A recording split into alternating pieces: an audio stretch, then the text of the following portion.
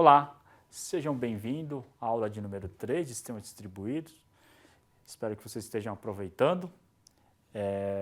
Nessa aula a gente vai falar sobre a arquitetura de sistemas distribuídos, do segundo capítulo do nosso livro, e queria frisar a importância de vocês lerem os capítulos, o livro-texto, uma vez que lá é que vocês vão sanar, né, e assimilar o conteúdo, cujo conteúdo é muito importante, pessoal, para a vida profissional aí de vocês, né?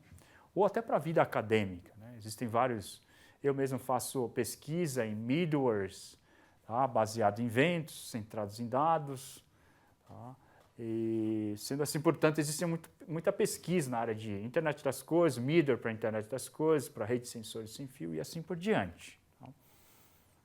Bom, gente, o que a gente viu na aula passada foi tipos de sistemas distribuídos, suas implementações em sistemas distribuídos. Portanto, o conceito dessa aula de hoje vai ser o quê? Vai ser a arquitetura. Como é que um sistema distribuído ele é arquitetado? Como é que ele é organizado? É isso que a gente vai ver nessa aula de hoje. Existem várias arquiteturas e várias implementações dessa arquitetura, tá? Que é o conteúdo dessa aula. Então, estilos arquitetônicos, né? Ele é determinado através de quê? Através de componentes, suas conexões entre os componentes, os dados que eles trocam, assim como a forma de configuração. Como é que ocorre a configuração entre elas? Tá? Então, eu só vou mostrar aqui como ilustrar como é que funciona essa parte dos estilos arquitetônicos, esses 4 componentes aqui. Então, primeiramente, a gente tem um componente aqui C1 e um componente C2. Esses dois componentes são o quê? São módulos de um código. Tá? E na arquitetura baseada em componentes, esses dois módulos, eles podem ser instanciados, tá? E podem ser instanciados e, consequentemente, executados de maneira que esses dois componentes possam, então, fazer alguma tarefa. Entretanto, muitas vezes, esses componentes eles não trabalham sozinhos. Eles trabalham em forma de quê? Em forma de conexão. Então, esse componente aqui vai se conectar com esse outro componente e vai montar o que a gente chama de quê? Vai montar o que a gente chama aqui de uma aplicação. Tá? Essa aplicação é uma aplicação altamente modular, porque esse componente aqui, ela pode ser conectada a um outro componente aqui embaixo. Tá? Um componente que a gente pode chamar, por exemplo, de um C3. O que eu estou falando disso aqui, gente? O que eu quero dizer é o seguinte, que esses 4 elementos aqui, formam o quê? Formam um estilo arquitetônico. A arquitetura de um sistema distribuído é muitas vezes determinada, tá, por esses 4 elementos que a gente vai falar para vocês. Tá? Primeiro, o que é um componente? É um módulo. É um módulo que pode ser instanciado e destruído também da memória principal. Se eu tenho um processo ou uma aplicação nesse formato aqui, eu tenho um sistema distribuído, ou uma arquitetura de um sistema distribuído que é altamente o quê? Altamente flexível. Uma vez que esse componente aqui agora pode sumir, né? Esse C2 aqui pode ser substituído por um C4 e criar aqui o quê? Criar aqui uma conexão.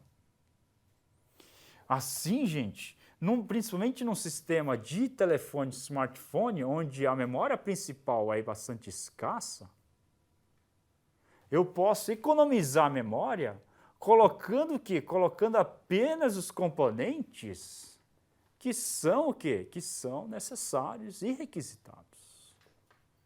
Tá? Bom, então, esse aqui são o quê? Esse aqui são os módulos, primeiro componente. Isso aqui é o que a gente chama de conexão. Nota que tem dois tipos de quê? De ilustração aqui, né? Essa interface aqui é o que a gente chama de interface requerida. Os serviços que são requeridos, elas formam esse receptáculo aqui. Tá? Essa interface aqui, ó, essa interface com uma bolinha, ela é uma interface dos serviços que são fornecidos. Por que existe interface em componentes? Porque os componentes, elas possuem o quê? Elas possuem um serviço. Mas eu preciso saber como é que esse serviço pode ser chamado. Quais são os serviços que são implementados em cada um desses componentes? Quais são os serviços? Como é que eu chamo cada um dos serviços que são implementados por esses componentes? Como é que eu chamo ela? Olhando o quê? As interfaces. Então, existem interfaces que são requeridas e as interfaces que são fornecidas. Elas servem como se fosse um contrato. E assim eu olho o contrato para saber qual o serviço que uma determinada empresa que pode se mostrar, comportar aí como componente, ela pode Ela pode fornecer para você. Tá?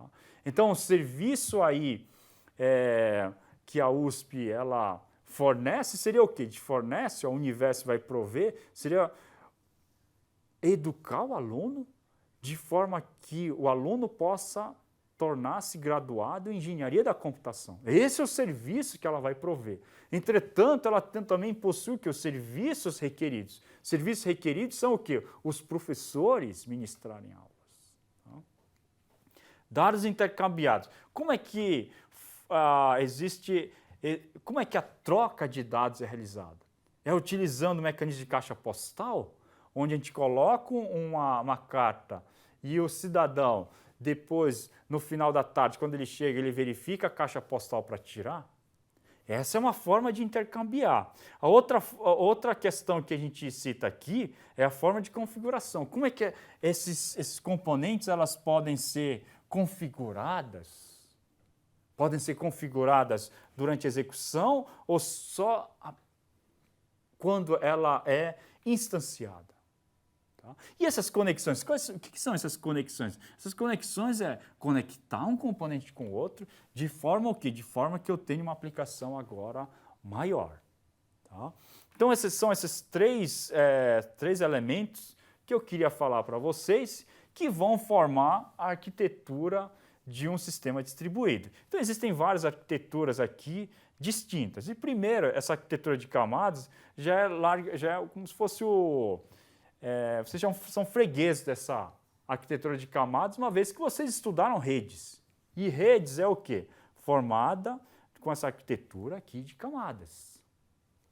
Onde aqui a gente tem uma camada de aplicação, uma camada de transporte, uma camada de rede, camada de enlace e uma camada física. Tá? Então existem o quê? Os componentes aqui, tá? Elas são organizadas em forma aqui de camadas. Vocês já sabem disso. E de objetos aqui?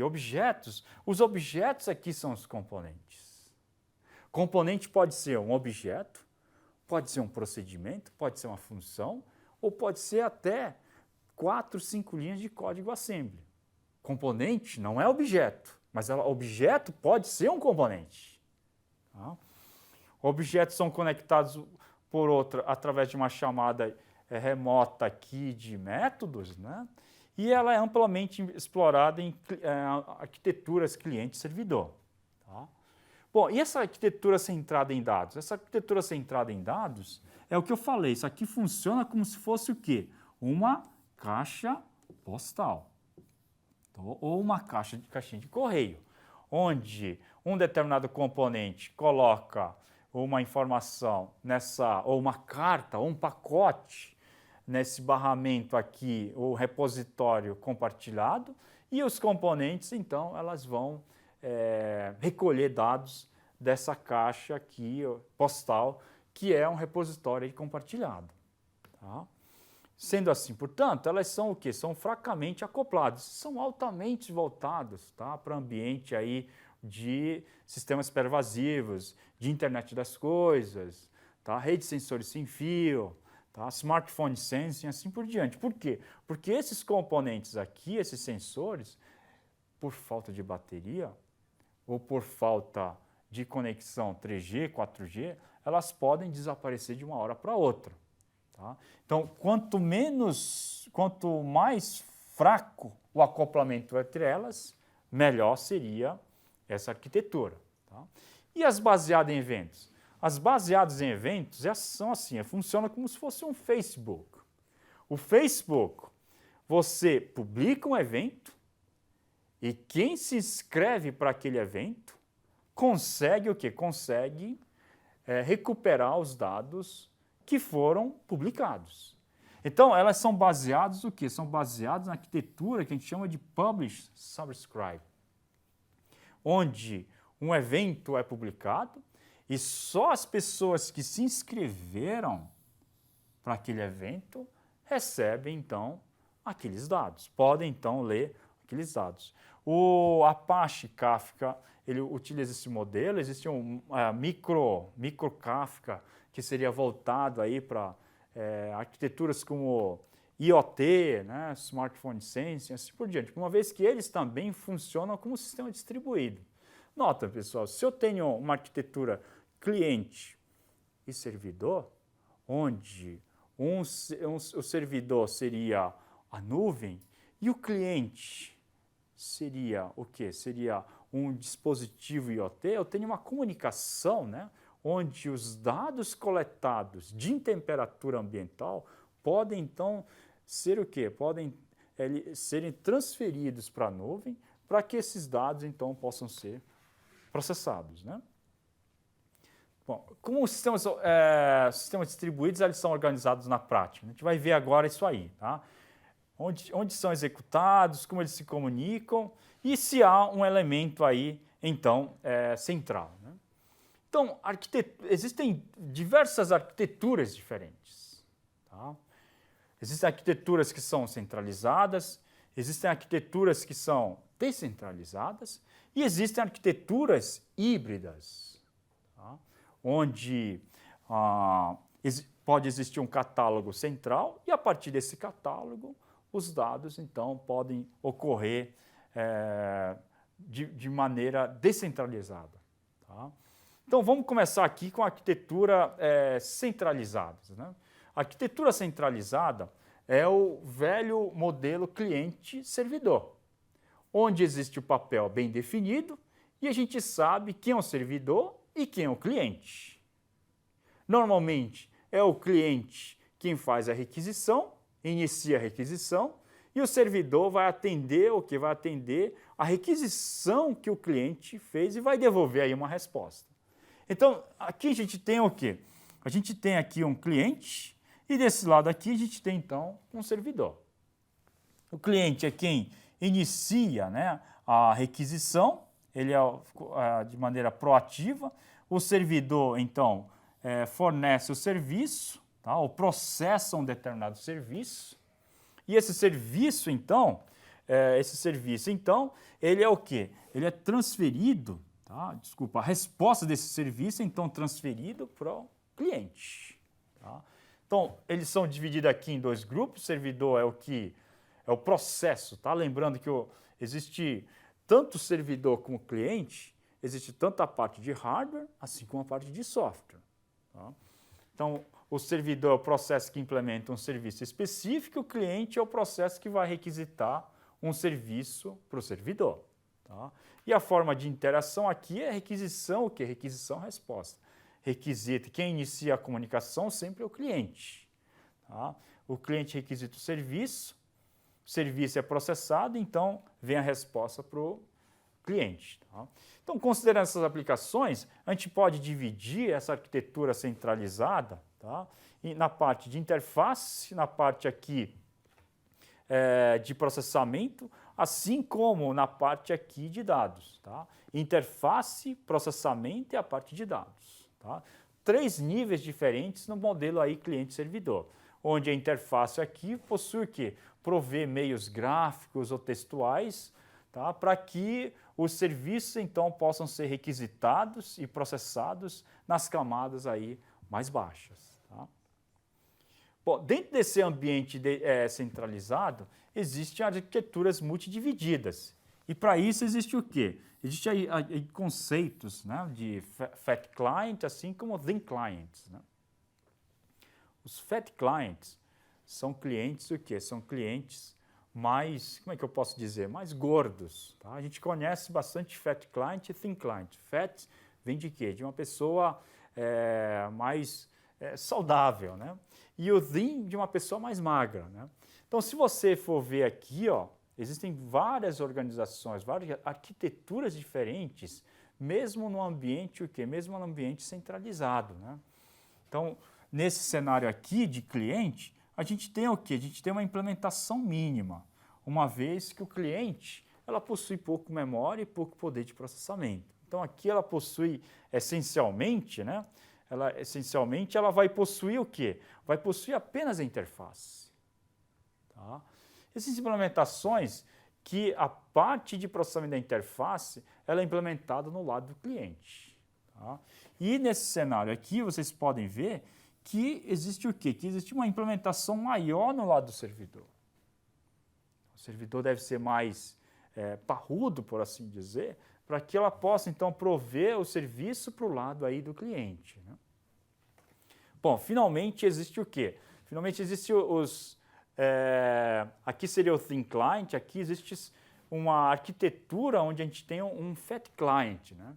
Um cliente aí um pouco mais parrudo. Então, a gente tem toda a interface implementada, toda a parte de aplicação é implementada e apenas a parte de dados, o repositório de dados, é disponibilizado no lado do servidor. Então, dentro desse ambiente centralizado, a gente pode possuir, basicamente, né, duas arquiteturas diferentes, tá? Dois tipos diferentes, né, de clientes. Os Fat Clients, os clientes mais gordos, e os Thin Clients, que seriam o quê? Que seriam os clientes mais magros. Tá? Então, existem duas arquiteturas diferentes, onde existe uma distinção bem clara de arquiteturas de duas divisões aqui, né? De servidor e de clientes. Tá? Bom, assim como existe a arquitetura que a gente chama de arquiteturas de três divisões. O que seria essa arquitetura de três divisões? Essa arquitetura de três divisões seria o quê? Seria o cliente, primeiro, e o segundo seria o servidor. Entretanto, existem cenários, tá, onde o servidor de aplicação ele pode servir também de quê? Ele pode servir também como cliente. Então, nesse cenário, a gente tem o quê? A gente tem uma arquitetura centralizada, tá, com três divisões. O primeiro do cliente, vamos dizer assim, o do cliente que vai requisitar o serviço. Esse cliente vai requisitar o serviço para o servidor de aplicação. Por sua vez, esse servidor de aplicação, ele vai fazer o quê? Vai fazer uma requisição para o servidor propriamente dito. Tá? Esse servidor propriamente dito, então, vai fazer todo o processamento, tá? Retornar para o servidor de aplicação, esse servidor de aplicação, que por sua vez vai retornar, tá, para o servidor, para o cliente que requisitou inicialmente esse serviço. Tá? Então recebe e faz a requisição, o próprio servidor de aplicação, ela recebe a requisição e faz a requisição para o servidor que seria o terceiro, né? Bom, esses são o que a gente falou relacionado à arquitetura de sistemas distribuídos. Tá? A gente citou sobre a arquitetura centralizada, né? A gente citou sobre essas arquiteturas multidivididas, tá? Onde o cliente ela pode possuir duas implementações diferentes, tá? Implementação aí de um cliente mais magro, assim como um cliente mais gordo, né? E onde o servidor também, né, ele pode ser um servidor mais parrudo, como vocês estão vendo aqui, que tem toda a implementação, inclusive a implementação de banco de dados, e onde a máquina, a parte de banco de dados também, ela pode ser implementada, né, a parte de interface, tanto no lado do cliente, como no lado aí do servidor. Tá? Então, isso é o que a gente definiu nessa aula aqui de hoje, né? Existem outras arquiteturas diferentes que a gente vai estudar. A gente viu apenas essa arquitetura, tá? Centralizada, e nas próximas aulas, então, a gente vai ver as duas arquiteturas, né? Diferentes, que seria a arquitetura descentralizada, cuja definição seria basicamente onde um cliente e um servidor, tá? Os processos, elas podem o quê? Podem servir tanto como cliente, assim como processo servidor. Tá? Essas duas arquiteturas aqui, vocês já viram inicialmente na disciplina de redes de computadores, tá? no ambiente de redes peer-to-peer. Tá? Então, nesse ambiente de peer-to-peer, tá? Um determinado cliente, ele pode ser um servidor, e um determinado servidor, ele pode ser o quê? Pode ser um cliente. Agora, quem é que vai definir, né? Quem é que vai definir se ele é um cliente ou um servidor? Quem inicia a comunicação entre as duas entidades, né? Segundo, tá? A gente tem o quê? A gente tem também uma arquitetura, tá? Híbrida, né? Nessa arquitetura híbrida, existe o quê? Existe um catálogo central. Então, esse cliente aqui vai requisitar o serviço para o catálogo, vai retornar o endereço do cliente e, a partir daí, ele vai realizar o quê? Vai realizar uma comunicação, o quê? Uma comunicação totalmente descentralizada. Então, a gente viu essa arquitetura centralizada, e nas próximas aulas, então, a gente vai ver essas outras duas arquiteturas de sistemas distribuídos distintos, que seriam as arquiteturas descentralizadas e as arquiteturas peer-to-peer. Tá? Então, isso fica como assunto para a próxima aula, e peço novamente que vocês leiam o conteúdo, tá?